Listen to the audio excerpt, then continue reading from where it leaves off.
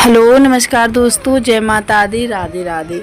दोस्तों आज की वीडियो में जानेंगे करवा चौथ के व्रत में हम जब करवे फेरते हैं तो वो हम किस प्रकार से करवे फेर सकते हैं और करवे फेरते समय हमें क्या बोलना होता है।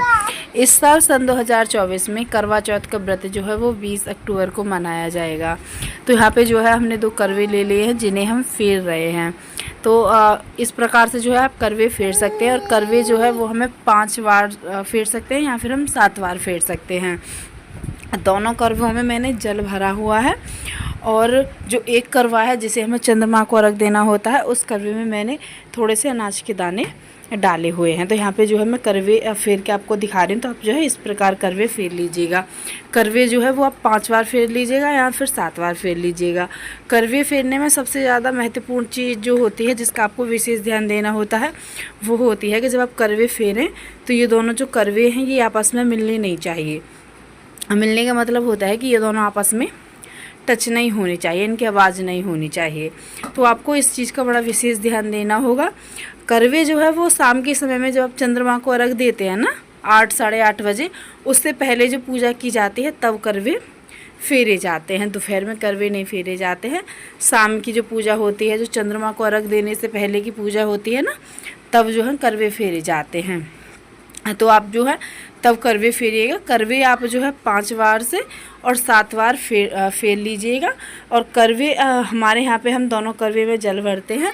एक करवे में जिससे हमें चंद्रमा को अर्घ देना होता है उसमें हम थोड़े से अनाज के दाने जो हैं वो डाल लेते हैं। जब हम कथा सुनते हैं ना, दोपहर में सुन लेते हैं या फिर शाम में सुन लेते हैं, तो जब हम अपने हाथ की हथेली पे थोड़े से अनाज के दाने रख के ही कथा को सुनते हैं, तो वही अनाज के दाने मैंने इस करवे में डाल लिए थे।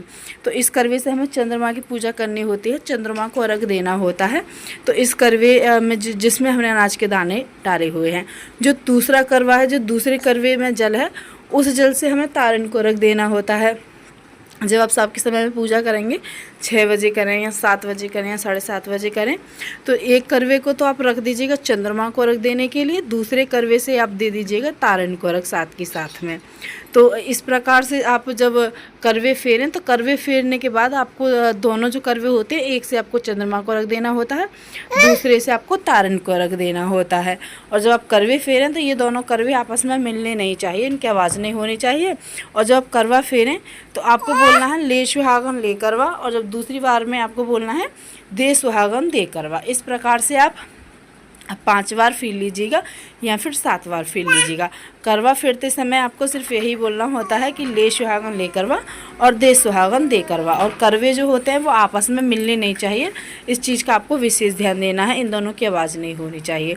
उम्मीद है वीडियो आप सबको अच्छी लगी होगी और आप सबकी समझ में आई होगी। वीडियो अच्छी लगे तो चैनल को सब्सक्राइब करके वीडियो को लाइक कमेंट से